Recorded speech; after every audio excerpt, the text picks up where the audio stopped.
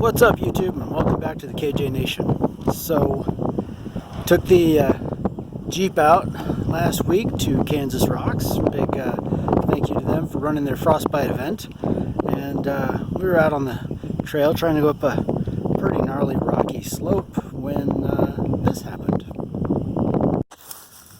So I don't think this is supposed to be hanging freely like this. I'm pretty sure it's supposed to be right here. And looking at these factory welds, well, that's shit. And somebody's already tried to replace it once. You can see here on this one that that doesn't look factory at all. This one is. But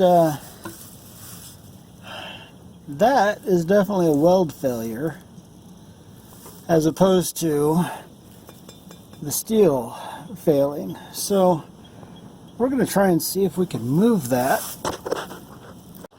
I'm going to see if there's a way to move it to the front here. I originally thought I wanted to move it up on top, but I think that angle for the shock would be way too great, and I think we would cause a geometry issue, and the shock just really wouldn't work. So I'm going to put it here on the front and see how this goes.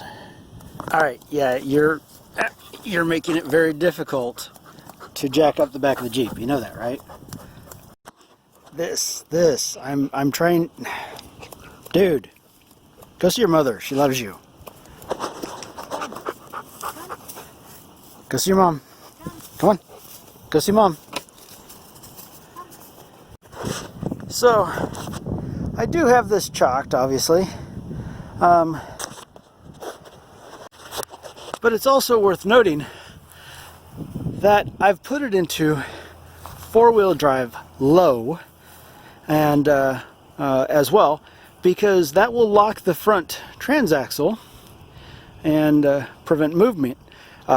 Emergency brake is useless at this point in time because it back ends off the ground, so emergency brake's not going to do a damn thing. But by putting it into for low, then that front transaxle is locked to the transmission, which is in park. So as well as chalking for low while you have the back end jacked up.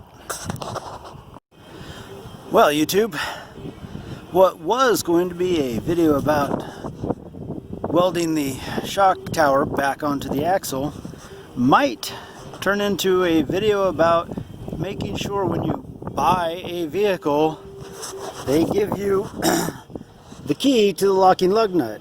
So today we might be discussing how to get locking lug nuts off of your Jeep if they didn't give you a key. So I've been trying for about an hour to hammer some sockets onto the locking lug nut and have had zero luck. Part of the reason is that these lug nuts are smooth here. Let me turn this camera around. So they're really smooth here, and when you hammer them onto this type of lock situation,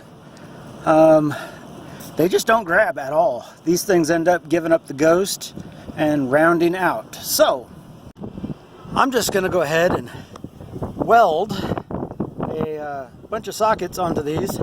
So I went down to Harbor Freight and for $2 each bought the cheap ass 5/8 with the socketed end on the back so that I can still manage to grab hold of that with a breaker bar. And let's see if this works.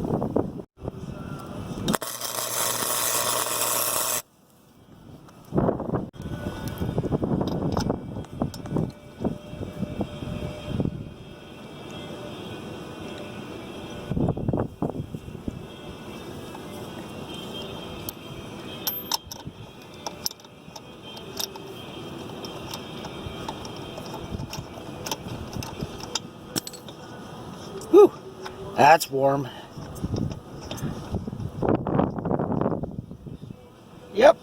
that worked just fine. Ouch.